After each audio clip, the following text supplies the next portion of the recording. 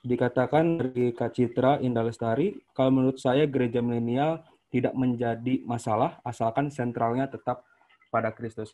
Berarti secara garis besar yang tadi yang sudah saya bisa dapatkan dari keempat teman kita yang memberikan pemaparan gereja milenial ini kebanyakan setuju, namun ciri khas yang dari gereja awalnya ataupun dari ciri-ciri khas gereja tersebut tidak boleh hilang.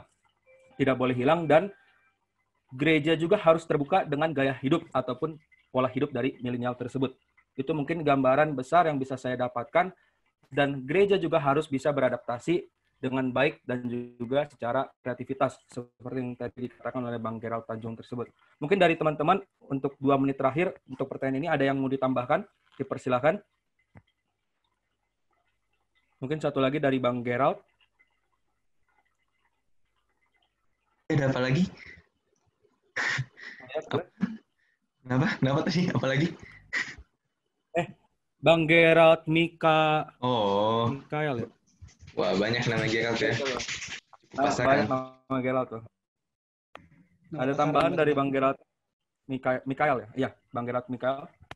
Kalau menurut saya sih gimana ya, kalau masalah gereja milenial mungkin bukan hanya menyangkut masalah ibadah ya, tapi menurut saya apa ya, kalau berbicara tentang gereja milenial berarti apa maksudnya gereja harus memiliki memiliki usaha, memiliki kemauan untuk memahami apa yang menjadi konteks yang dihidupi oleh masyarakat sekarang, oleh masyarakat muda sekarang, bukan hanya soal peribadahan, tetapi bagaimana dari cara berbudaya, pola kebudayaan yang diciptakan oleh generasi muda sekarang, gimana permasalahan-permasalahan sosial yang hidup ada bersama-sama dengan keberadaan gereja. Jadi kalau berbicara masalah gereja milenial, kalau aku kesannya bukan hanya berbicara mengenai ibadah, tetapi bagaimana lebih berbicara mengenai cara gereja merespon segala perubahan zaman dengan dinamika-dinamikanya, sehingga ada upaya kontekstualisasi terus-menerus yang dilakukan oleh gereja gitu. Karena kan ya kalau kita ingat semboyan reformasi kan ya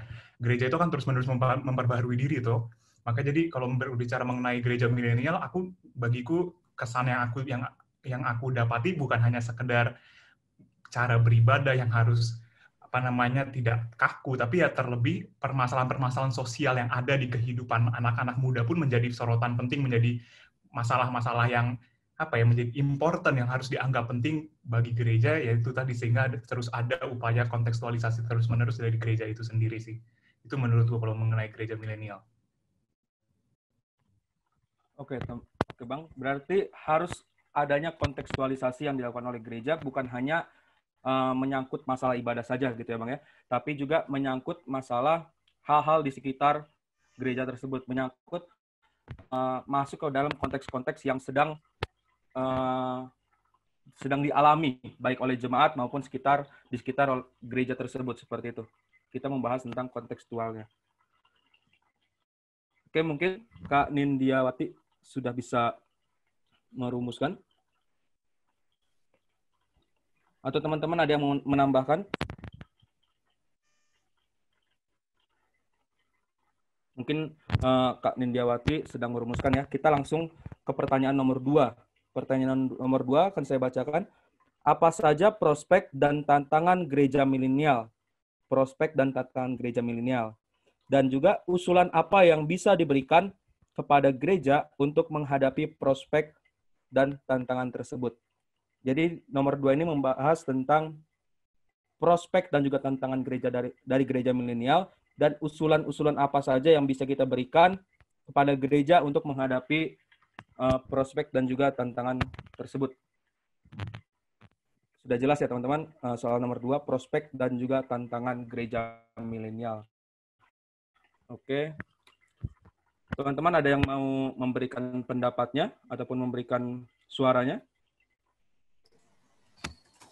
Dipersilahkan.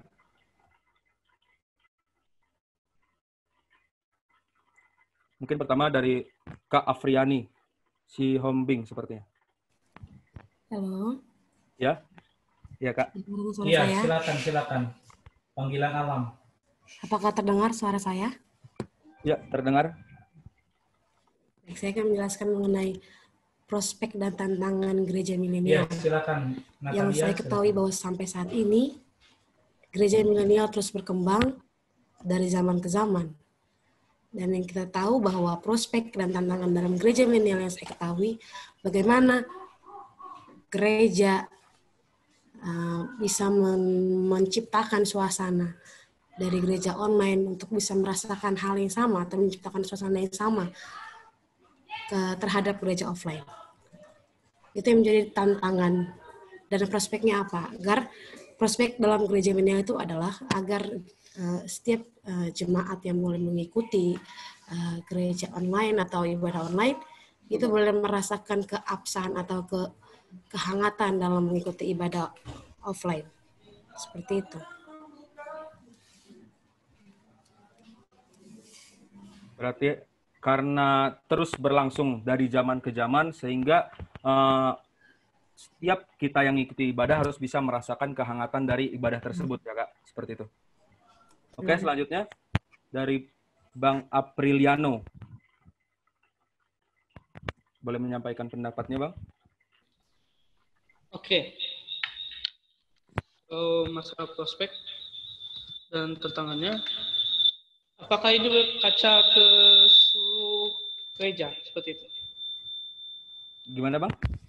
Apakah itu berkaca ke seluruh gereja seperti itu? Ya, ini ya bebas. Oke. Kalau menurut saya sendiri sih, saya memahami bahwa peluang dari milenial ini begitu banyak. So, salah satunya dari cara kita mengundang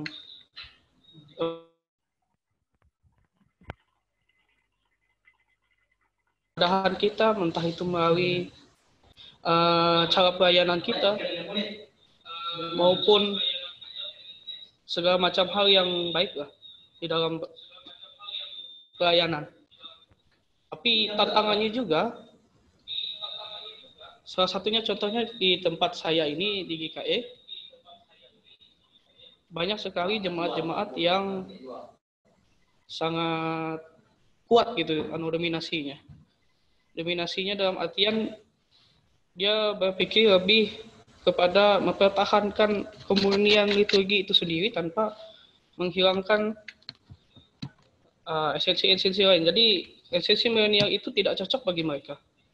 Jadi kalau misalnya dikasih tahu tentang bagaimana usulannya adalah perhatikan konteksnya dulu.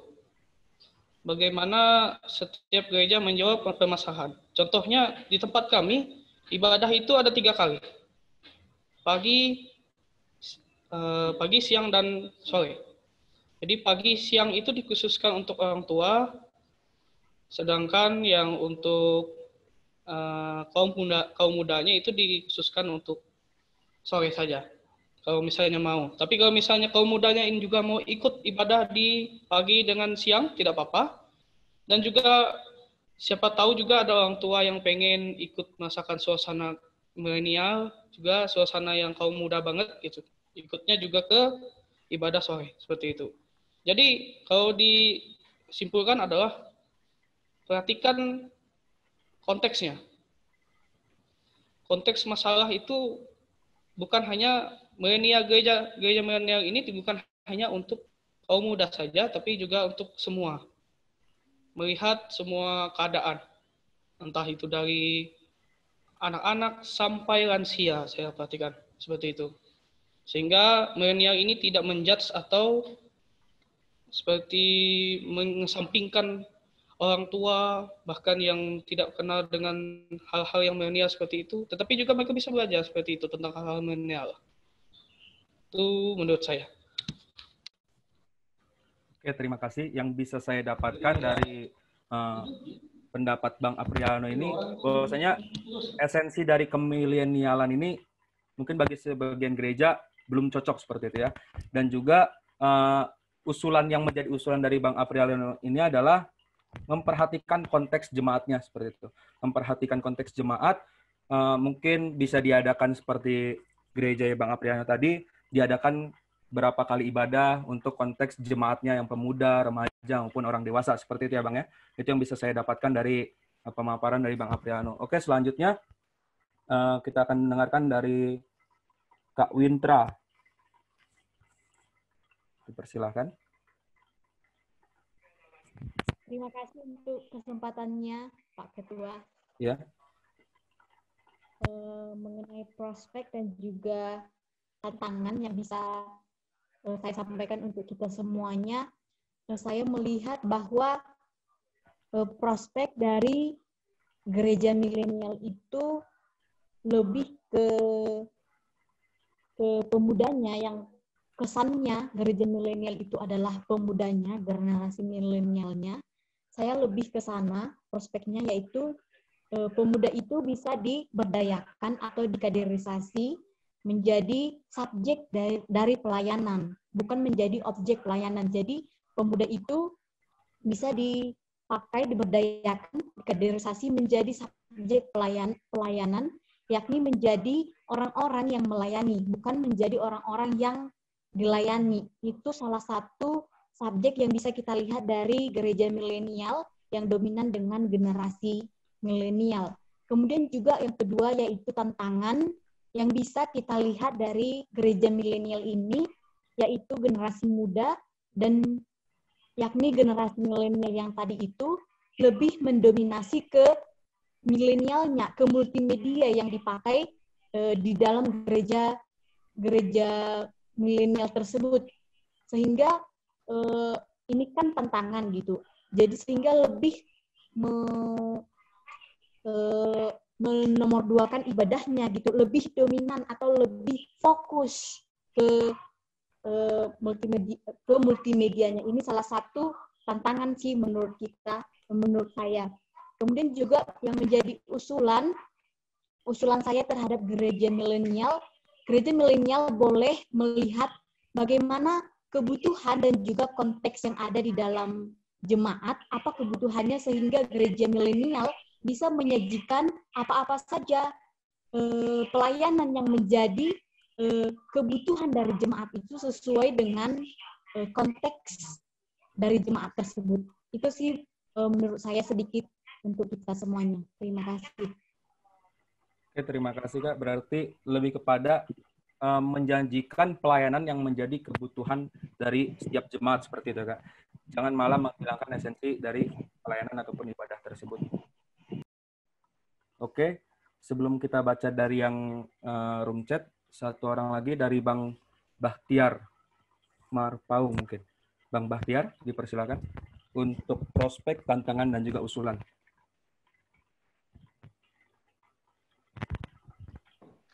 Oke Bang, shalom. Ya, dengar suara saya? Ya, dengar. Oke. Kalau menurut pandangan saya mengenai gereja milenial itu nggak ada masalah. Cuman yang jadi masalah itu adalah adanya hal-hal yang dibuat lebih menonjolkan, yaitu mengenai pelayanannya.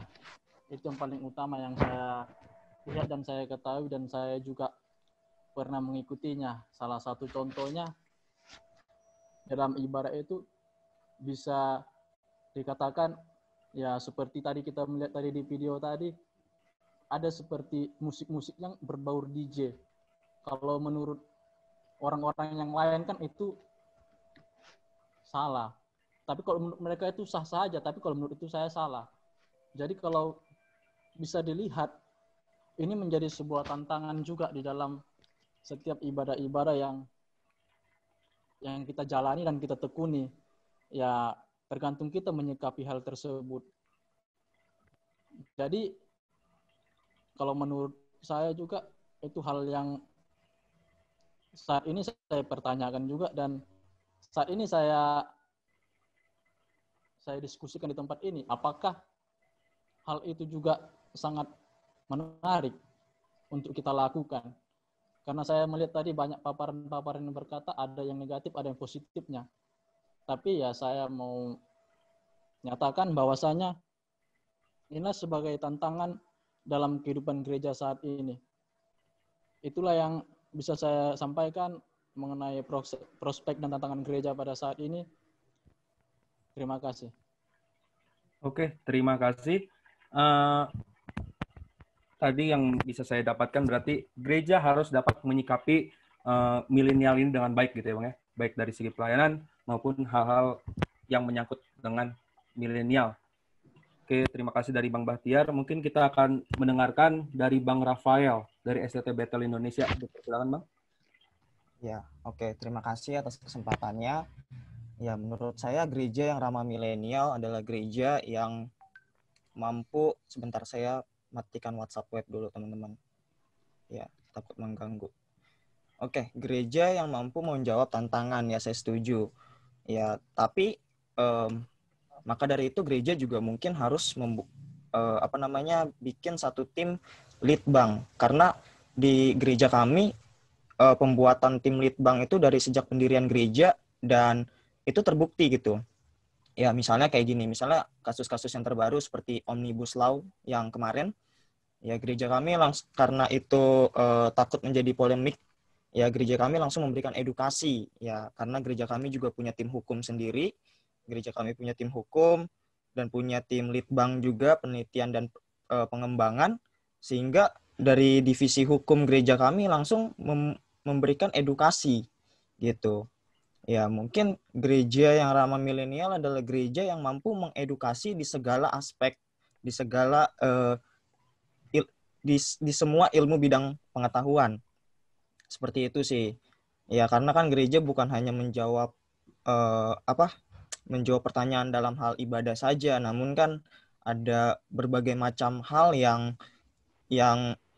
perlu diperhatikan gereja gitu, apalagi sisi psikologi juga gitu ya. Gereja kami beberapa kali bikin seminar parenting ya untuk memperlengkapi orang tua. Gereja kami juga bikin seminar pengembangan diri, lalu ada juga pelatihan untuk anak-anak muda, seperti latihan, maksudnya anak-anak muda yang tidak sekolah ya, yang tidak sekolah dan baru bertobat pada usia 23 tahun kalau saya nggak salah, dia nggak pernah sekolah, akhirnya gereja kami latih dia untuk sablon gitu ya, supaya dia bisa kerja gitu ya. Jadi menurut saya adalah gereja yang milenial tuh gereja yang mampu merangkul semua generasi dan bisa menjawab tantangan zaman dalam segala aspek. Ya, tentunya kalau misalnya gembala mungkin tidak bisa memberikan seminar seperti itu, bisa kan undang-undang orang atau mungkin bisa minta bantuan sinode dan sebagainya. Saya pikir itulah yang ada di pikiran saya tentang gereja, prospek gereja milenial ya. Saya pikir seperti itu. Terima kasih atas kesempatannya, Tuhan berkati. Terima kasih. Secara garis besar dapat mengedukasi baik jemaat maupun luar jemaat di segala aspek, baik ilmu maupun bidang pengetahuan, seperti itu ya Bang ya, dari Bang Rafael. Iya, seperti itu. Oke teman-teman, itu dari diskusi kita dari pertanyaan kedua tentang prospek, kemudian tantangan dan juga usulan-usulan. Saya boleh menambahkan sedikit, Kak? Oh, boleh Bang. Dari Bang Daniel Kristiawan. Kalau kita lihat dari kemarin, gereja ramah milenial tuh lebih merujuk kepada gereja harus mampu merangkul dan memberdayakan para milenial ini untuk ikut terlibat di dalam pelayanan. Dan tentu kita sudah melihat tadi beberapa cuplikan dari sinode, dan kita melihat betapa luar biasanya mereka melayani. Dan di situ pasti di sisi lain mereka memberdayakan, mereka memberikan pelatihan kepada para milenial ini supaya mampu melayani seperti itu. Contohnya memberdayakan mereka kan tadi pelayanan musik, mereka dilatih bermain musik dan sebagainya. Namun yang menjadi tantangan, yang pertama, para pemuda ini ketika melayani akan menonjolkan diri. Ini loh aku bukan untuk melayani Kristus itu sendiri, tetapi untuk ada motivasi sendiri. Dan saya sendiri adalah pemusik, jadi saya dari gereja tradisional dan juga ke Jakarta melayani di gereja milenial. Jadi sedikit banyak mengetahui bagaimana kondisi para pelayan Tuhan di bidang permusikan. banyak gereja yang memberdayakan para pemusik ini untuk bermain musik, mereka juga dilatih, namun yang menjadi kelemahannya diabaikannya pembinaan secara rohani. Jadi ada motivasi tersembunyi para pelayan ini untuk menonjolkan dirinya. Dan di sisi lain, banyak sekali para pemusik di luar gereja tidak menjadi berkat bagi sesamanya. Di gereja melayani, namun di luar gereja tidak menjadi berkat. Dan di sinilah harus ada keseimbangan. Satu sisi, gereja perlu memberdayakan dan juga memberikan pelatihan secara skill, tapi di sisi lain juga gereja harus memberikan pelatihan secara kerohanian. Bagaimana dasar esensinya mereka melayani. Fokusnya harus kristosentris, bukan egosentris. Itu sih, Kak.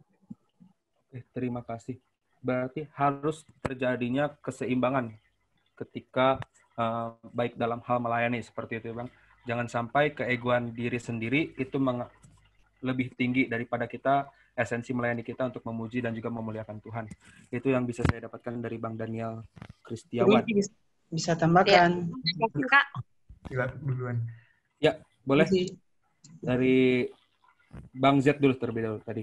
Bang Z Lepta. Baik, terima kasih banyak. Saya dari Jayapura, Papua. Nah, prospek atau harapan yang menurut saya dari gereja milenial ini ialah menjadikan pemuda milenial dewasa, mandiri, dan injili. Itu adalah harapan. Sedangkan tantangan yang dihadapi khususnya di kami di Papua, mungkin sedikit mirip dengan pembicara yang sebelumnya yang menyampaikan pendapat bahwa ada motivasi-motivasi lain. Dalam artian bahwa kami di sini khususnya pemuda pergi beribadah dengan motivasi-motivasi lain. Kalau bisa gunakan istilah itu mereka masih sekedar hukumia gitu. Jadi menjalankan ibadah, melaksanakan ibadah, terlebih khusus ibadah ritus, hanya sekedar karena itu perintah. Itu yang harus dilakukan. Bukan karena kerinduan batin untuk datang beribadah. Sehingga mereka datang beribadah itu ibadahnya kesannya sia-sia. Hanya pergi ke gereja tapi pulang dari peribadatan itu perilaku mereka tidak menampakkan ibadah yang tadi mereka laksanakan.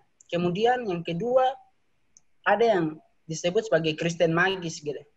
Kristen magis di sini mereka hanya mengalihkan nilai-nilai dari ritus-ritus dulu di Papua sini banyak agama suku.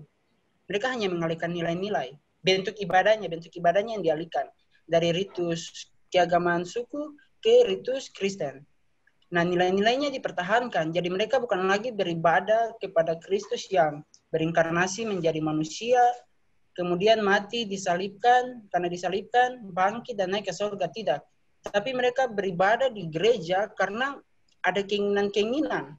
Misalnya kesuburan, ingin ada hal-hal lain yang biasa mereka lakukan di ritus-ritus kesukuan. Sehingga ini menjadi tantangan besar. Mereka, bagaimana gereja harus membangun pemahaman yang baik, membentuk pemahaman yang baik, motivasi yang benar agar mereka bisa beribadah dengan kerinduan hati, agar mereka bisa mandiri, dewasa, dan menginjili. Mungkin saran saya di sini yaitu dalam keluarga. Jadi ketika corona hadir, kemudian bentuk peribadatan yang awalnya interaksi sosial kini menjadi interaksi virtual, membuka basis. Basisnya adalah bahwa dari sini menunjukkan di rumah-rumah jarang dilaksanakan ibadah. Jadi mereka berpatokan bahwa ibadah itu hanya di gereja, gedung gereja. Sedangkan di rumah itu tidak dilaksanakan ibadah dan lain sebagainya. Sehingga ketika ibadah dialihkan ke rumah, mereka merasa bahwa ini hal baru dan ini tidak benar. Padahal seharusnya ibadah itu dari rumah ke gereja. Jadi persekutuan terkecil adalah lembaga keluarga gitu. Jadi harus dari rumah dulu baru ke gereja. Apa pemahaman-pemahaman seperti demikian yang harus kita berikan kepada kaum milenial. Sehingga pemikiran mereka tidak hanya sempit dengan mengatakan bahwa ibadah itu di gereja. Akhirnya mereka tidak melaksanakan ibadah di rumah, persekutuan di rumah hancur. Kalau persekutuan di rumah saja sudah tidak baik, bagaimana mereka melaksanakan persekutuan di gereja dengan orang lain gitu. Mungkin seperti demikian. Terima kasih. Oke, terima kasih. Jadi harus ada pemahaman yang dibentuk sehingga tidak salah. Pola pikirnya tidak salah. Oke, terakhir dari nomor 2 ini dipersilakan Kak Desi. Ya, Maaf, baru konsen ini karena tadi ada perkuliahan gitu ya. Kalau apa saja prospek dan tantangan gereja milenial gitu ya. Tentunya kalau kita pernah dengar gereja ramah anak, sekolah ramah anak, sekarang kampus ramah milenial gitu ya. Sebenarnya nggak jauh berbeda gitu ya dengan sekolah ramah anak atau gereja ramah anak gitu ya. Nah, hari-hari ini kan bangsa kita ini mengalami namanya bonus demografi, di mana bonus demografi populasi anak muda itu menjadi peran yang sangat penting gitu ya di segala aspek ya, di segala aspek yang ada di bangsa ini gitu ya. Nah, ini suatu tantangan buat gereja juga gitu karena selama ini gereja kurang sekali dalam memperhatikan anak muda ya, apalagi saya yang tinggal di daerah, mungkin kalau di ibu kota anak muda punya peran yang sangat penting, tapi ketika di daerah itu sangat minim sekali anak-anak muda itu menjadi punya peran yang sangat penting gitu ya di dalam suatu gereja. Nah, kalau saya melihatnya mungkin tadi ada yang bicara tentang liturgi atau apa. Kalau saya memang selama ini beribadah dengan mayoritas anak muda ya. Seringkali. Shalom. Assalamualaikum. Tunggu sebentar ya Bang. Nah, seringkali yang dialami di daerah itu ketika habis SMA pergi ke kota besar. Atau banyak yang datang, kemudian setelah lulus kuliah, pergi gitu ya, pergi meninggalkan gereja, misalnya bekerja ke Jakarta atau bekerja ke Surabaya. Ini satu tantangan juga ya, kalau kita nggak mempersiapkan generasi di bawah kita. Jadi kalau saya mencatatnya selain ibadah yang mungkin lebih ke kontemporer, kalau saya lebih ke cenderung bagaimana mempersiapkan generasi. Ini satu tantangan ke depan, mempersiapkan generasi yaitu melalui discipleship. Ya, jadi karena anak muda ini punya kekuatan di peer group, ya. Anak muda ini kekuatannya peer group gitu ya, sama temannya, sama kelompoknya. Kalau ini tidak diwadahi dengan discipleship yang baik, ya tinggal tunggu beberapa saat, tunggu momentum apa, beberapa kemudian juga akan lenyap. Jadi makanya gereja juga harus mempersiapkan discipleship yang baik buat generasi anak muda supaya mereka punya peran yang sangat penting khususnya buat gereja, buat bangsa ini juga. Itu sih tantangan sih ya. Jadi selain itu harus punya discipleship itu penting sih. Jam 11 sampai jam 11.15 sampai 11.40. Oke, terima kasih. Yang bisa saya dapatkan adalah mempersiapkan generasi dengan mengedepankan discipleship yang baik seperti itu ya, untuk mempersiapkan generasi yang ada. Oke teman-teman, kita lanjut dulu ke pertanyaan nomor 3 karena waktu kita tinggal 1 jam lagi. Pertanyaan nomor 3 kita, bagaimana gambaran kampus ramah milenial di sekolah masing-masing? Sekali lagi, bagaimana gambaran kampus ramah milenial di sekolah masing-masing? Jadi mengenai kampus ramah milenial, mungkin saya akan bertanya ke masing-masing sekolah seperti itu ya. Mungkin yang pertama dari Kak Ani Sondang dulu. Kak Ani Sondang, Ani Saragi. Baik, shalom. Suara saya jelas? Jelas. Terima kasih atas kesempatannya. Dari pertanyaan nomor 3 tadi ditanyakan bagaimana gambaran kampus ramah milenial di sekolah masing-masing. Mungkin kita masing-masing mengalami hal yang seperti ini mengenai bagaimana keadaan kampus kita terlebih di dalam situasi yang seperti ini ya. Kalau kami secara pribadi, kampus kami dekat dengan asrama seperti itu, sehingga kalau mengenai kendaraan yang kami gunakan yaitu naik Grab. Nah, dari situ mengajarkan bahwa apa yang paling cepat gitu. Nah, yang dimana ketika kita menggunakan Grab itu, ya kita maunya yang cepat-cepat saji aja lah gitu, seperti Indomie kan cepat saji seperti itu. Nah, jadi untuk menjadi mahasiswa teologi yang benar-benar diperlengkapi di dalam kampus, nah, hal ini yang perlu kita hindari, bahkan hal ini yang perlu kita jaga gitu. Jangan ketika kita menjadi seorang mahasiswa, baik itu jurusan teologi, baik itu jurusan yang lain, kita mengutamakan hal-hal yang cepat saji saja seperti itu. Tetapi perlu banyak proses di dalam menjalani apa yang menjadi kegiatan, apa yang menjadi tugas dan tanggung jawab kita di dalam diri kita masing-masing seperti itu. Nah, kampus ramah milenial seperti beberapa video yang dapat kita saksikan beberapa hari yang lalu, di mana kampus menyediakan seperti membuka kantin, seperti itu. Nah, itu juga memiliki nilai yang positif bagi saya.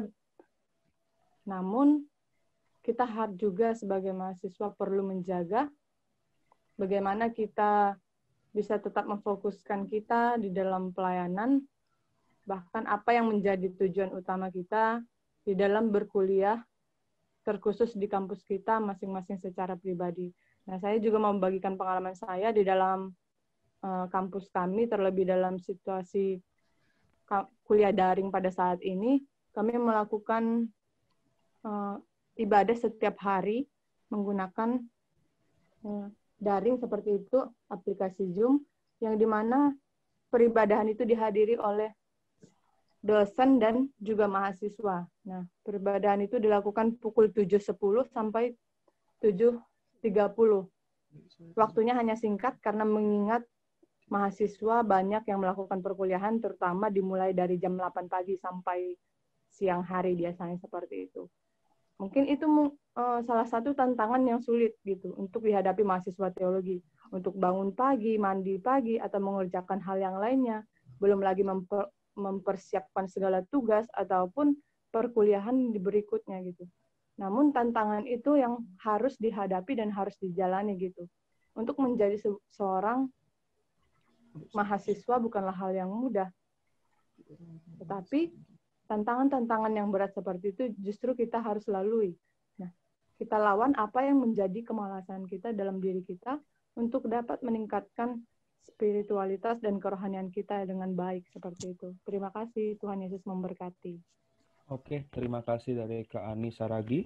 Bagaimana harus gambaran kampus ramah milenial ini berarti menggunakan media-media yang juga milenial seperti itu ya teman-teman.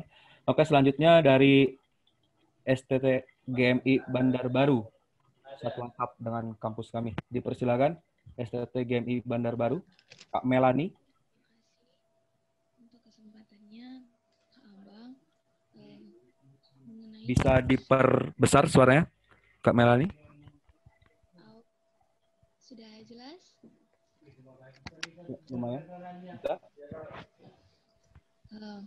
Mengenai kampus ramah milenial, STT GMI Bandar Baru ini belum terlalu mengarah kepada ramah milenial karena daerahnya yang termasuk jauh dari perkotaan. Jadi secara kebutuhan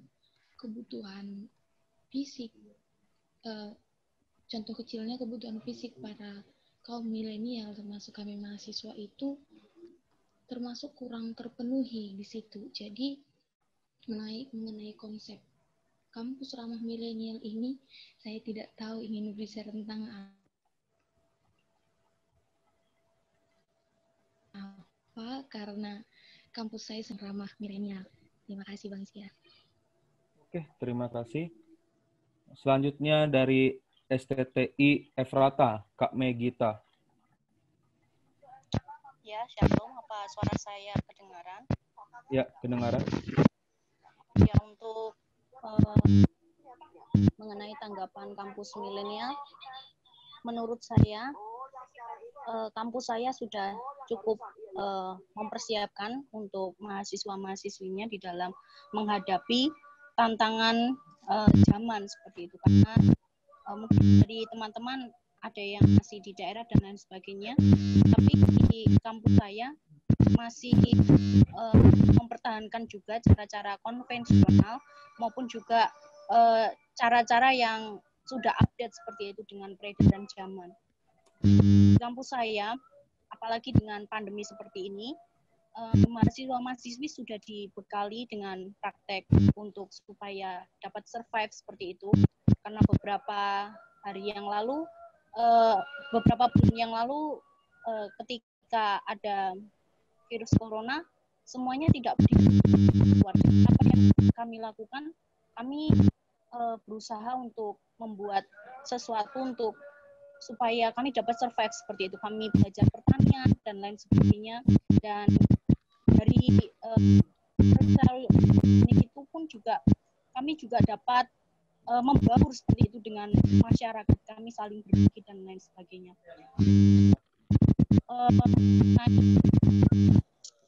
Ramah Milenial, kampus Ramah Milenial, kami juga menyediakan berbagai wadah dan juga fasilitas yang supaya mahasiswa-mahasiswa nantinya ketika mereka ada di kampus, mereka tidak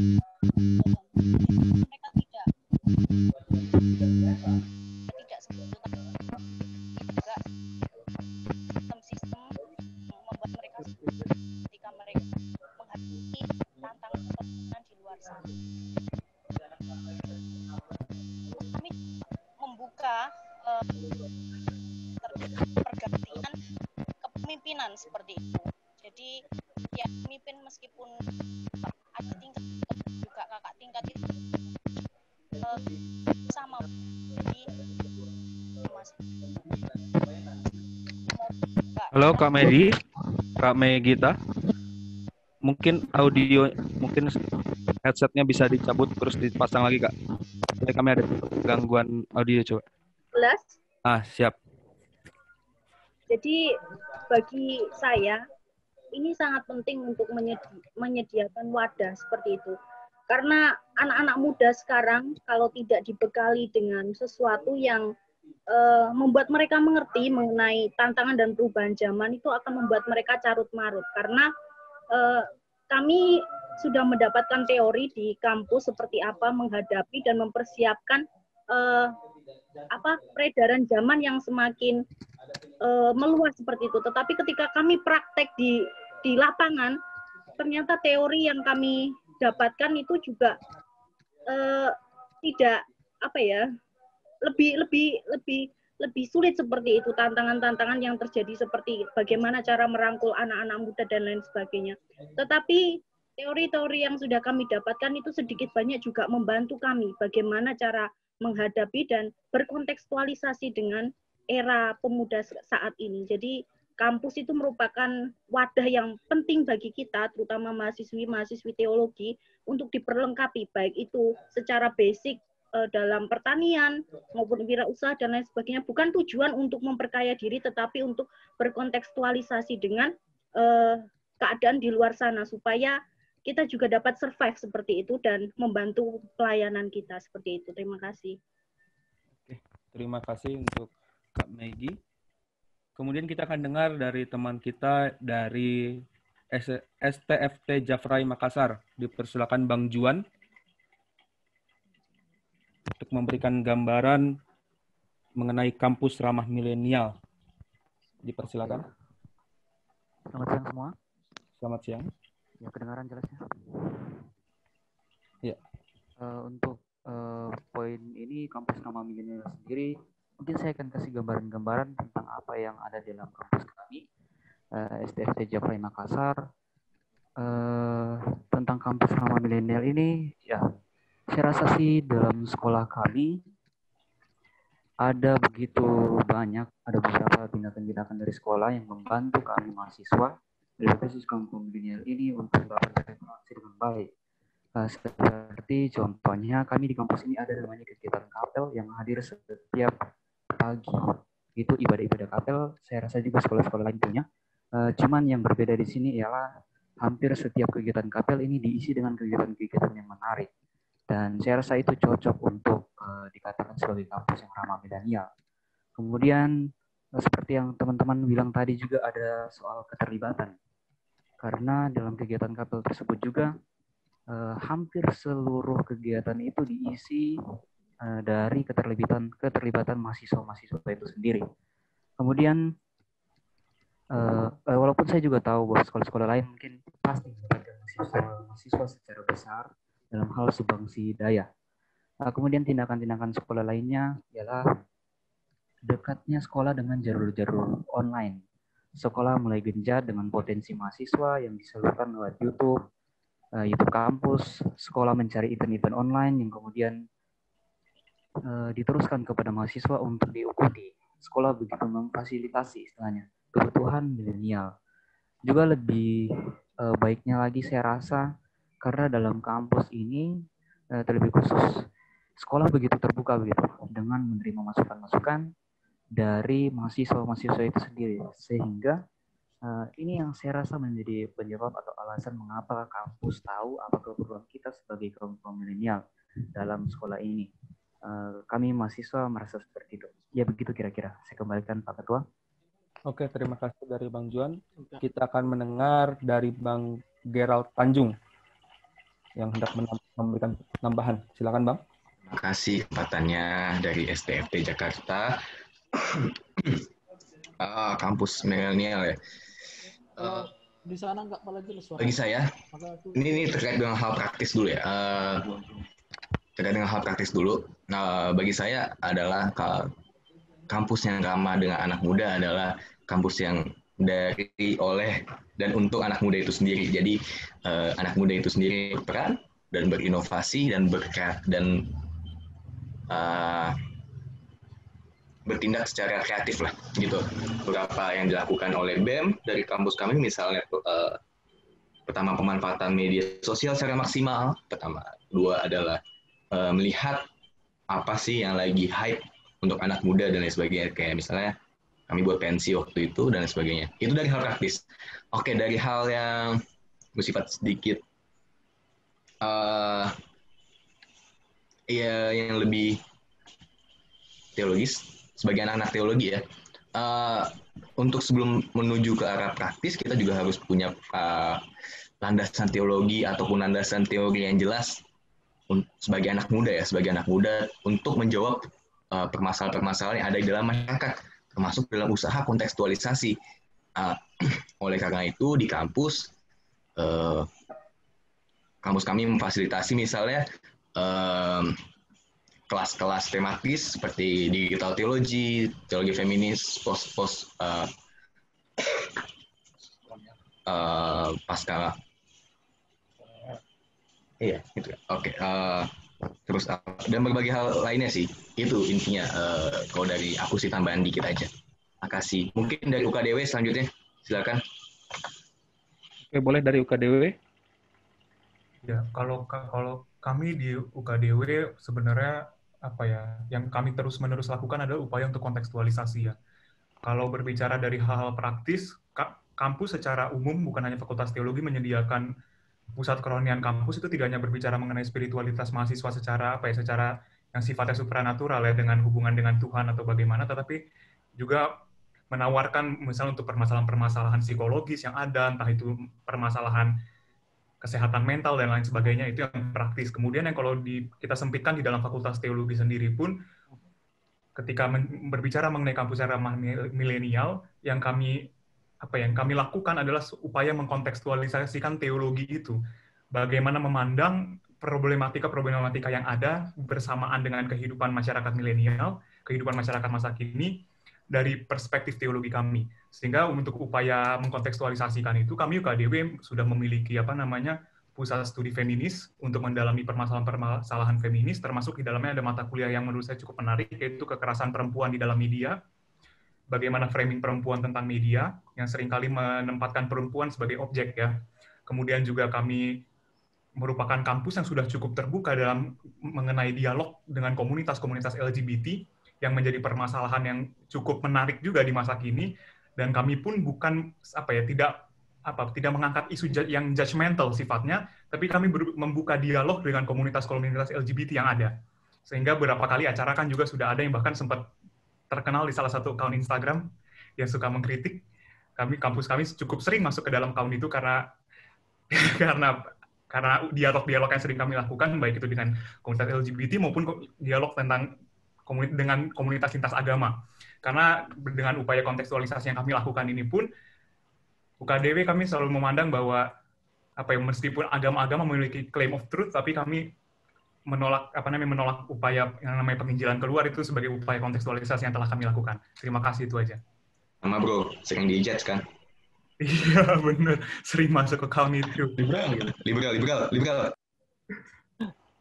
Oke, terima kasih dari UKDW. Oke teman-teman, melihat waktu kita langsung ke pertanyaan nomor 4 dulu. Tantangan seperti apa yang dihadapi oleh sekolah dan organisasi mahasiswa teologi pada era bertumbuhnya gereja milenial? Jadi, sekali lagi, tantangan seperti apa yang dihadapi oleh sekolah atau organisasi mahasiswa teologi pada era bertumbuhnya gereja milenial?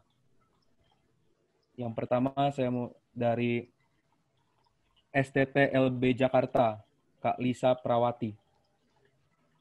Tantangan apa yang dihadapi oleh sekolah teologi? Dipersilahkan. Baik, Shalom. Shalom. Kalau dari saya, dari kampus kami, kalau untuk di awal tadi ya, untuk seperti tantangan dan prospek gereja milenial ini kan nyambung ke kampus ya. Nah, untuk di kampus itu sendiri tuh kelas online-nya itu sama saja seperti itu kan. Lebih ke kelas online-nya itu ada, kemudian ada memfasilitasi teknologi juga di dalam kampus di sini untuk mahasiswa seperti itu. Nah, tantangan yang dihadapi oleh sekolah pada era pertumbuhan gereja milenial ini tuh lebih kepada ini sih, karena mahasiswa yang kesulitan gitu ya untuk datang, karena kan mahasiswa di sini itu jauh jaraknya, itu tidak semuanya itu di Jakarta, melainkan ada juga yang di luar pulau atau mereka yang memang pelayanan di luar seperti itu. Nah, itu tantangan juga untuk sekolah, untuk di dalam gereja milenial ini sendiri gitu, untuk mempersatukannya, untuk mempertemukan supaya dapat bersama-sama. Misalnya untuk Natal STT ya, sekarang kan udah mau bulan 12 istilahnya gitu kan, yang saya lihat itu kesulitan untuk mempersatukan mahasiswanya sih, itu tantangan untuk kalau di sekolahan saya, karena di sekolah ini kan lintas budaya, jadi bukan hanya satu daerah saja, ada yang dari Kalimantan atau dari manapun gitu. Itu tantangan yang dihadapi di sekolah. Terima kasih. Oke, terima kasih Kak. Kita akan mendengar dari STT GKE Banjarmasin. Kembali kepada Bang Harso. Baik, terima kasih. Untuk pertanyaan nomor 4, tantangan yang dihadapi ya setiap sekolah. Mungkin di sini tantangan yang dihadapi mungkin berbeda-beda, seperti yang dikatakan tadi, tergantung tiap sekolahnya, tapi mungkin saya mengambil secara umumnya, mungkin tantangan terbesar yang kita hadapi adalah bagaimana memfasilitasi, itu yang pertama.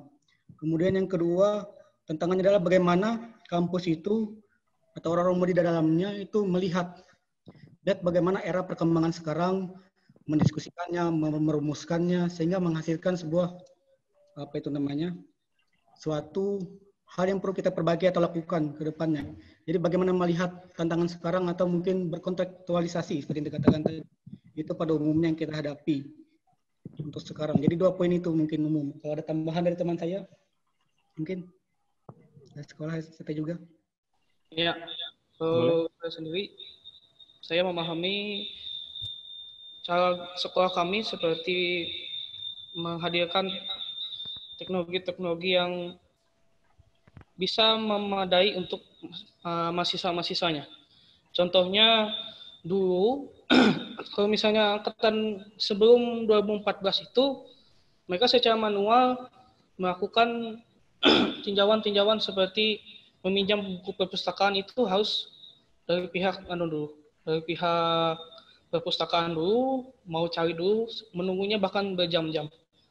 Tapi kalau sekarang lebih mudah, karena ada fasilitas internet untuk bisa dibuka di perpus itu, jadi pihak dari ini dari kampus ini sendiri, yaitu dari pihak perpustakaannya ini tinggal mengambil seperti itu di mana lokasi buku itu. Tinggal kita kasih tahu lokasi di sini, mereka sudah tahu di mana, jadi mereka tinggal datang dan ambil sendiri seperti itu. Jadi tidak terbatas. Jadi bagaimana menjawab itu semua, itu sesuai dengan bagaimana keterikatan antara mahasiswa dan juga sekolah itu bisa sinambung seperti itu pendapatnya. Misalnya mahasiswa punya masalah, pihak sekolah harus bagaimana?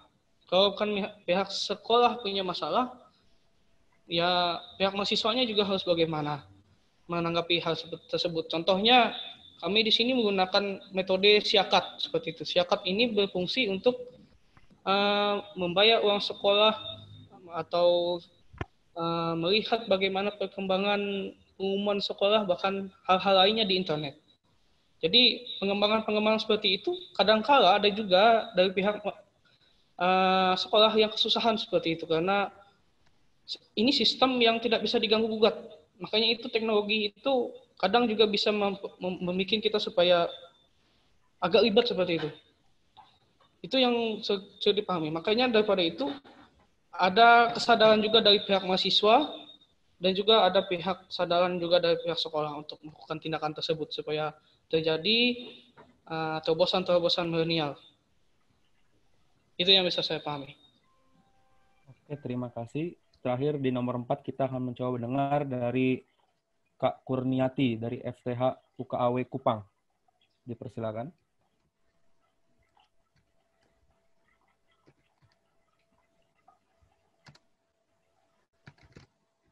Ada Kak Kurniati. Halo. Ya, dipersilakan Kak. Oke. Oke Kak, terima kasih. Kalau ini dari Kupang, untuk bagaimana kampus milenial itu, iya sudah seperti kawan-kawan yang lain. Di Kupang juga itu sudah ada usaha untuk kampus milenial itu, seperti pengumuman itu sudah bisa dilihat di internet dan lain sebagainya. Tapi kalau berhubung dengan lembaga kemahasiswaan itu, karena kan ini di sini hampir 70% mahasiswanya itu dari daerah-daerah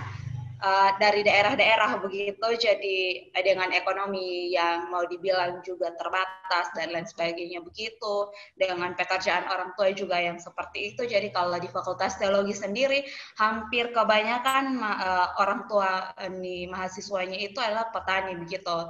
Jadi oke lah kalau lembaga kemahasiswaan mau mengerjakan program-program mungkin yang menggunakan teknologi, seperti sekarang kan sudah milenial begitu, jadi berusaha melakukan sesuatu yang lebih milenial begitu, tapi tidak terdukung karena kawan-kawan yang lain juga harus, ya mereka sering bilang, aduh tidak ada paket untuk ini, tidak ada paket untuk itu, kalau untuk akses informasi dan hal-hal lain yang di internet gitu.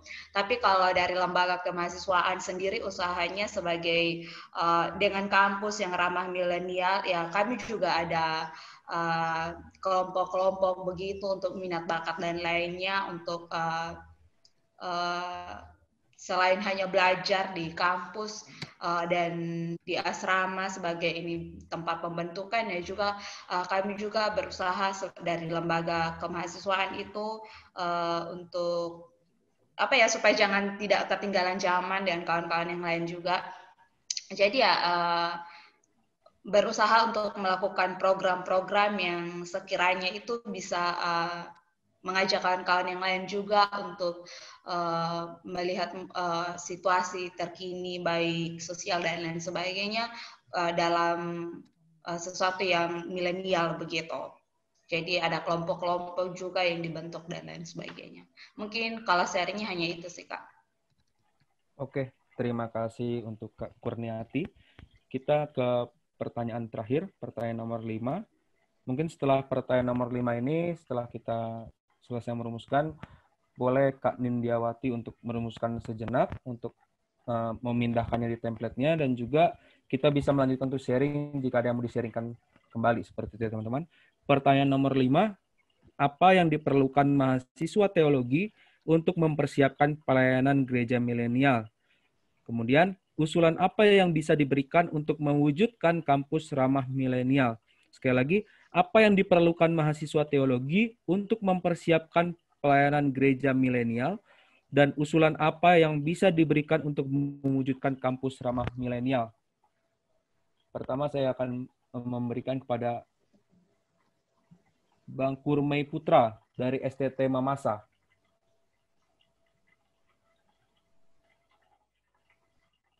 Kurmei Putra dari STT Mamasa. Dipersilakan, Bang.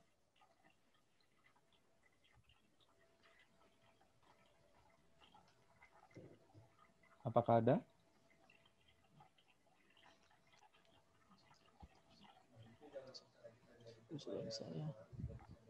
Oke, mungkin belum ada ya. Mungkin bisa dilanjut kepada Kak Kristimawa dari Uniera. Kristimawa.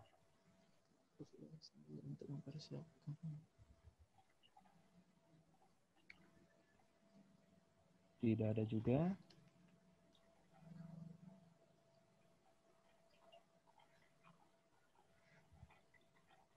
Mungkin dari Stak Wiyata Wacana, Bang Simpson. Dipersilakan untuk pertanyaan nomor 5 ini. Terima kasih untuk waktunya. Apakah suara saya terdengar? Ya, terdengar, Bang. Mungkin kalau lebih bagaimana usulan untuk gereja milenial, bagaimana kita bisa menjadi penyeimbang antara melayani generasi milenial dan generasi sebelumnya. Mungkin kalau contohnya di tempat kami, di gereja saya itu gereja Jawa, di IPC, Gereja Injili Tanah Jawa, tetapi ada perdebatan yang sangat berat sebelumnya. Jadi kita membuat ibadah minggu pertama, di 1 bulan ibadah kan ada 4 minggu. Ibadah minggu pertama dan minggu ketiga kita khususkan dengan liturgi Jawa, dengan bahasa Jawa dan lain-lain, tetapi ini ibadah minggu ketiga dan keempat dengan pelayanan dari pemuda, pelayanan dari bapak-bapak muda dengan musik yang kontemporer, dengan musik yang lebih modern. Jadi anak-anak muda mungkin hanya diperkenalkan dengan apa yang mereka inginkan, bukan hanya dikasih solusi seperti ini permintaan kalian, tetapi juga dikenalkan dengan budaya yang sudah mengakar dari dulu. Karena mungkin bagaimana gereja itu diterima di suatu suku atau di suatu daerah pasti juga menyesuaikan dengan suku dan daerah tersebut, itu yang paling utama. Kalau untuk kampus, dari kampus saya karena kampus kecil, kami dari kemarin masih di kuliah tatap muka, kebanyakan masih kuliah tatap muka karena juga di asrama dan juga ada beberapa hal yang tidak bisa dilakukan secara online. Tapi untuk misalnya dari kampus kami itu adanya pelayanan di lapas dan di panti asuhan. Jadi kami di hari Senin itu pasti ada beberapa mahasiswa yang ditugaskan langsung ke lapas. Itu ada jadwal masing-masing. Oh ya, aku wong Pati, Mas. Iya, saya wong Pati. Jadi bagaimana bukan hanya mengenalkan secara teori, tetapi mahasiswa juga dimasukkan langsung di prakteknya di dalam pelayanan di lapas, karena di lapas itu berbeda sekali dengan pelayanan di lapas, di panti asuhan dan lain-lain, itu berbeda dengan saat kita teori saja di kampus. Seperti itu. Terima kasih. Terima kasih. Di partisipan saya lihat ada Bang Gerald Tanjung raise hand. Sebelum kepada Bang Gerald Tanjung, mungkin bisa kepada Bang Aryo Datang dari Uniera. Dipersilakan Bang untuk pertanyaan nomor 5 ini.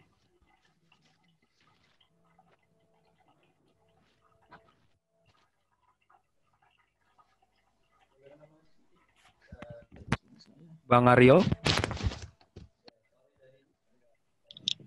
Ya, halo. Ya, Bang. Boleh memberikan pendapat untuk pertanyaan nomor 5. Apa yang diperlukan mahasiswa teologi untuk mempersiapkan pelayanan di gereja milenial, dan usulan apa yang bisa diberikan untuk mewujudkan kampus ramah milenial? Silakan. Ya, baik. Di saat ini kan yang dihadapi di gereja saya itu yang dihadapi ini kurangnya anak-anak muda yang bergabung dalam ibadah. Mungkin usulan lebih baik itu membuat suatu persekutuan yang kreatif bagi anak-anak muda di era milenial ini agar mereka lebih tertarik untuk beribadah dan tetapi kreativitas itu jangan sampai meninggalkan esensi dari gereja sehingga tidak menimbulkan tantangan yang baru. Mungkin dari saya seperti itu. Terima kasih Bang Aryo. Mungkin boleh kepada Bang Gerald Tanjung dari STFT Jakarta. Mungkin singkat aja, nanti mungkin teman-teman lain bisa menambahkan. Pertama, apa yang diperlukan mahasiswa teologi untuk mempersiapkan pelayanan di gereja milenial? Pertama adalah kita perlu mempersiapkan landasan teologis ataupun landasan teori yang kuat. Kita harus punya pemahaman dulu yang kuat mengenai suatu konteks permasalahan yang ingin kita selesaikan, begitu. Dan kedua adalah tidak salah bagi kita untuk mendialogkan antara pengetahuan, antara sains dengan agama, ataupun mengintegrasikan antara sains dengan agama juga, gitu. Misalnya seperti teologi sintesis sistematis yang menggabungkan antara sains dan agama, begitu. Karena permasalahan-permasalahan kita kedepannya sebagai generasi anak muda saat ini itu akan semakin kompleks. Seperti misalnya permasalahan antara seperti AI dan lain sebagainya, itu tidak hanya bisa diselesaikan dengan menggunakan ilmu-ilmu agama atau teologi, tapi juga perlu mendialogkan hal tersebut dan mengintegrasikan sains dari luar, begitu. Singkatnya saya segitu aja. Terima kasih. Oke, terima kasih Bang Gerald Tanjung. Oke, teman-teman, yang terakhir saya berikan kepada Kak Citra Indah Lestari dari STT Balai Keselamatan Palu. Dipersilakan.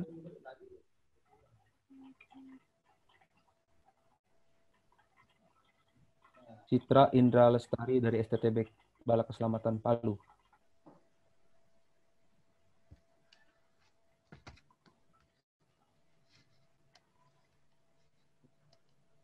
Oke, kalau tidak ada, kita beralih kepada yang sudah raise hand, Bang Z PT Lepta dari STFT.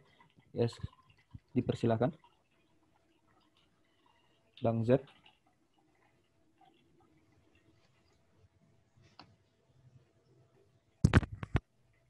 Masih di mute, Bang Z.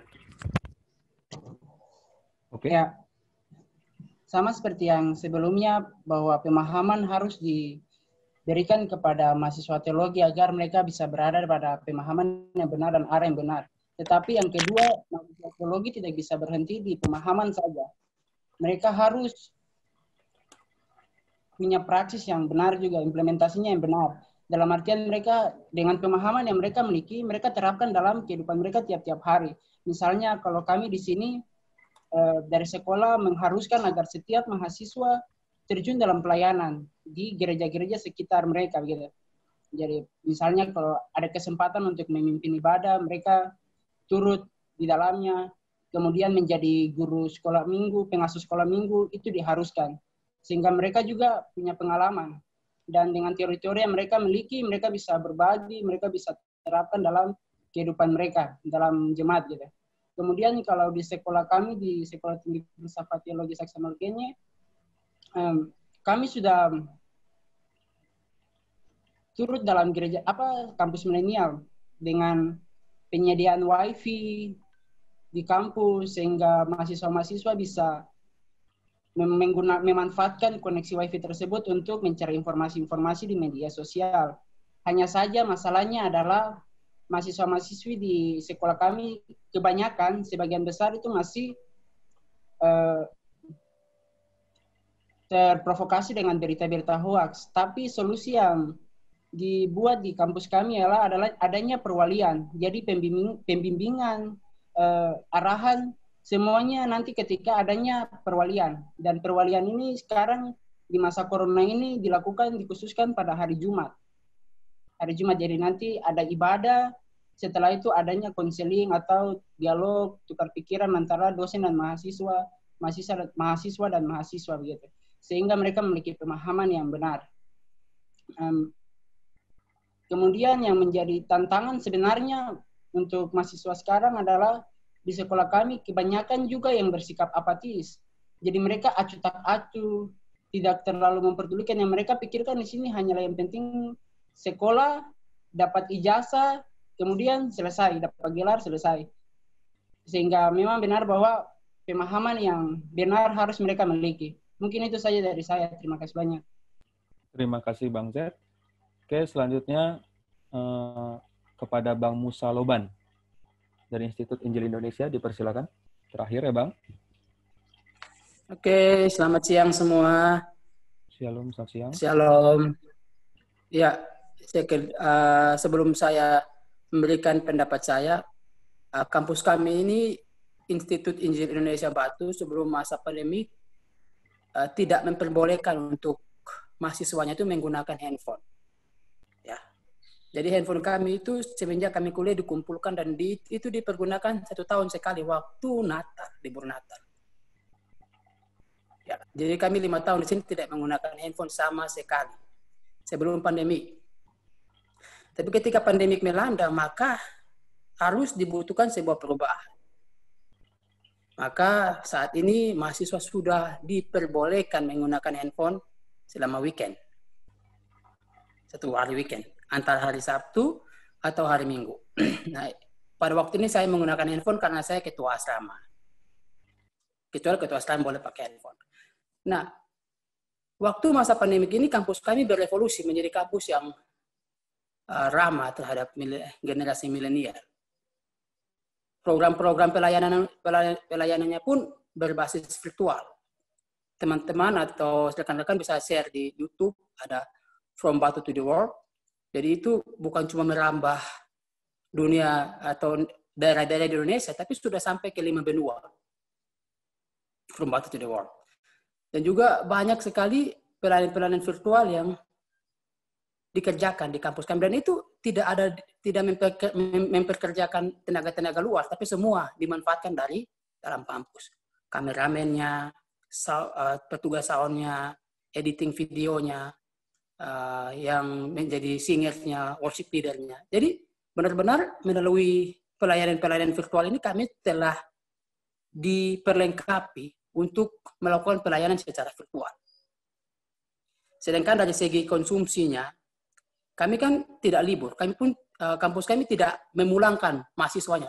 Perkuliahan itu jalan normal dan konsumsinya kami ada agrikultural, di sini ada perkebunan, ada juga usaha, ada kolam ikan lele dan sebagainya. Jadi dari segi teknologinya kami diperlengkapi, juga dari segi berkontekstualisasi di masyarakat semacam perkebunan pun kami sudah diperlengkapi. Nah, saya pikir hal-hal seperti ini yang harus kita terapkan dalam kehidupan kami. Dalam kehidupan kita bisa memiliki paham teologi yang benar, kita juga bisa berkontribusi di era pandemi ini. Ya, kalau kami aja, ya beberapa waktu lalu itu sangat tidak familiar dengan handphone, karena memang handphonenya dikumpul. Tapi semenjak pandemi ini kami bisa untuk beradaptasi dengan situasi ini. Ya, itu sih dari kami, kampus kami. Terima kasih.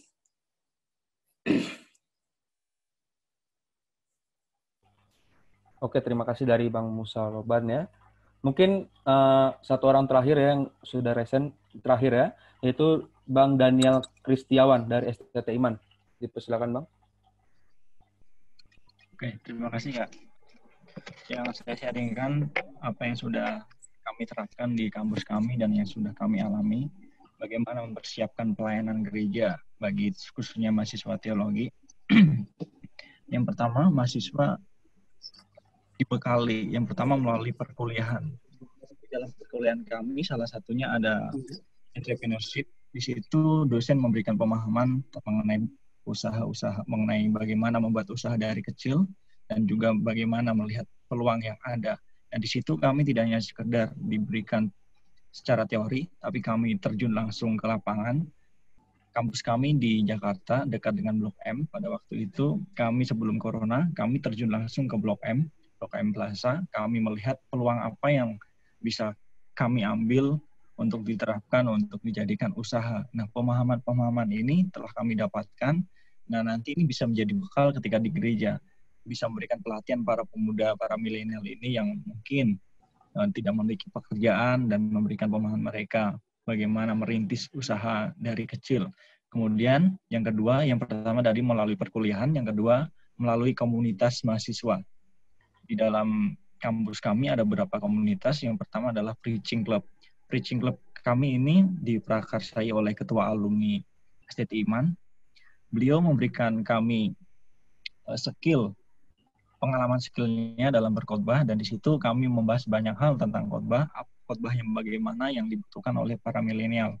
Di sisi lain juga beliau memberikan pelatihan bagaimana membuat PPT yang bagus, bagaimana supaya PPT menarik hati para milenial, karena kita tahu bahwa para milenial suka konten yang berbau visual. Jadi Preaching Club kami membahas ke arah situ. Kemudian yang kedua adalah komunitas public speaking. Saat ini memang komunitas kami public speaking berhenti karena ada corona. Sebelumnya kami sudah jalan dan kami ada pertemuan rutin setiap minggu.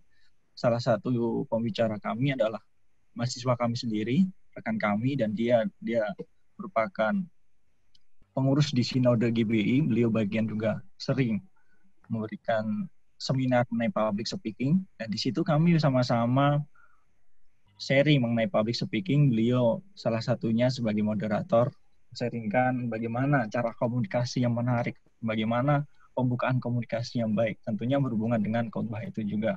Kemudian yang kedua, musik. Di sini dulu ada salah satu dosen yang profesional di dalam musik. Beliau pernah ke luar negeri dan juga memiliki kemampuan yang cukup mumpuni, dan beliau bersedia untuk melatih mahasiswa yang mau belajar di musik. Nah, situ selain itu juga karena corona, rekan-rekan teman-teman kami yang bisa bermain musik memberikan pelatihan kepada teman-teman yang lain, berbagi ilmu. Di sini sangat bermanfaat karena para pemuda sangat tertarik dengan para mahasiswa teologi, tanda kutip, mau belajar dari mereka tentang skill bermain musik. Jadi yang perlu dipersiapkan adalah skill entrepreneurship, kemudian skill Preaching Club, salah satunya PPT, pemakaian PPT, public speaking, bagaimana berbicara, dan juga musik. Untuk landasan teori, kemudian berbagai hal tentu sudah kita dapatkan di dalam perkuliahan. Terima kasih, Kak. Oke, terima kasih. Mungkin melihat waktu yang sisa 15 menit lagi, saya akan mencoba menyimpulkan dari kelima pertanyaan dan yang sudah dipaparkan oleh teman-teman semua.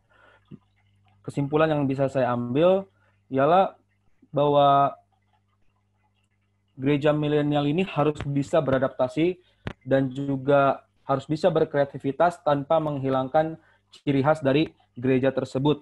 Dan juga seorang pemuda ataupun pemuda bisa digunakan sebagai subjek pelayanan, bukan malah menjadi objek pelayanan, seperti yang tadi teman-teman katakan. Lalu harus ada hal-hal menarik yang dapat menjangkau dari kaum milenial tersebut, dan juga bagaimana kampus hadir harus bisa menjawab setiap kebutuhan dari kaum milenial, dan juga bagaimana kita sebagai mahasiswa-mahasiswi teologi dapat juga berbaur dengan keadaan zaman yang sudah semakin maju untuk menjawab kebutuhan-kebutuhan dari kaum milenial tanpa menghilangkan keaslian dari setiap kita. Seperti itu yang bisa saya simpulkan dari diskusi kita saat hari ini. Mungkin itu yang bisa saya katakan, dan juga diingatkan kembali untuk Kak Nindiawati untuk dapat mempersiapkan template-nya, dan juga bisa nanti kita sharingkan saat jam sharing seperti itu. Mungkin dikembalikan kepada Kak Desriayu. Dipersilakan, Kak. diskusinya yang berjalan dengan sangat baik dan mungkin masih banyak teman-teman yang memang ingin sekali memberikan tanggapannya ataupun sharing tentang apa yang sudah dilakukan oleh kampus, oleh gereja.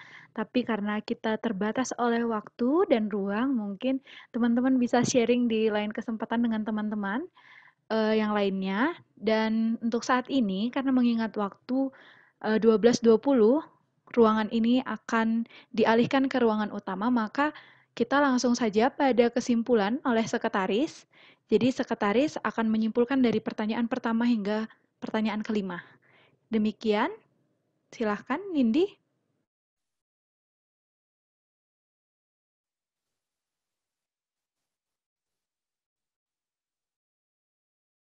Tidak terdengar suaranya Nindi.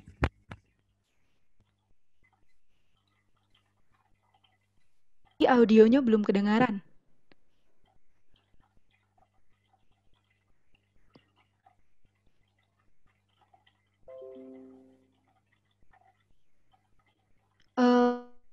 Belum terdengar juga Nindi. Sudah. Oh, sudah. Tadi kesan terhadap gereja milenial, pada dasarnya kita semua setuju dengan adanya gereja milenial ini yang sudah mengalami pergeseran tata cara ibadah. Karena gereja milenial ini terbuka dari gaya hidup milenial dan banyak kreativitas yang dikembangkan melalui keterlibatan anak muda. Tetapi perlu kita ingat juga bahwa kita tidak boleh melupakan identitas atau ciri khas yang ada di gereja kita. Gereja juga harus memperhatikan masalah sosial yang ada di pemuda dan kontekstualisasi, bukan hanya permasalahan ibadahnya saja. Kemudian, prospek dan tantangan gereja milenial dan usulan kepada gereja. Prospek dan tantangannya ada generasi milenial yang lebih mendominasi teknologi sehingga menomorduakan makna dari peribadahan kemudian melalui ibadah online yang sudah dilakukan. Apakah kita masih bisa menjangkau jiwa-jiwa? Kebanyakan jemaat yang melakukan ibadah online tidak setuju dengan sistem ini, sehingga harus memberikan pemahaman kepada jemaat supaya tidak terjadi kesalahpahaman. Seringkali yang dialami di daerah-daerah adalah banyak anak muda yang merantau yang kemudian pergi meninggalkan gereja. Nah, oleh sebab itu, pentingnya kita mempersiapkan generasi dengan cara discipleship yang baik untuk generasi anak muda. Nah, usulan yang sudah kita diskusikan tadi yaitu gereja boleh melihat konteks yang ada di jemaat yang menjadi kebutuhan, menciptakan suasana yang nyaman dalam pelayanan di gereja, baik ketika ibadah online maupun offline, mengedukasi dengan baik di segala aspek dan fokus pada kristosentris, bukan pada egosentris, sehingga ada keseimbangan dalam melayani Tuhan. Nah, gambaran kampus ramah milenial yang sudah dipaparkan di sekolah masing-masing tadi, secara keseluruhan kampus-kampus kami sudah menggunakan media-media yang milenial dalam kegiatan kampus. Sudah menggunakan cara-cara yang modern, mahasiswa juga dibekali dengan materi-materi yang sudah survive, hanya saja masih ada di beberapa daerah yang mengalami tantangan dan kendala, seperti jaringan yang sangat susah, tapi kita juga bisa mempelajari dari teori yang diajarkan. Nah, keterlibatan mahasiswa dalam bidang teknologi, kampus yang dari anak muda dan oleh anak muda yang bisa berkreasi, kreatif, dan inovatif. Upaya kontekstualisasi yang memandang problematika yang ada sehingga bisa menjawab permasalahan yang ada. Tantangan yang ada, ya tantangan STT pada era gereja milenial yaitu bagaimana memfasilitasi sesuai dengan kemajuan teknologi dan bagaimana melihat perkembangan zaman sekarang yang sesuai dengan kontekstualisasi. Permasalahan ekonomi yang ada di daerah-daerah juga menjadi tantangan pada saat ini sehingga penggunaan teknologi kadang tidak terdukung.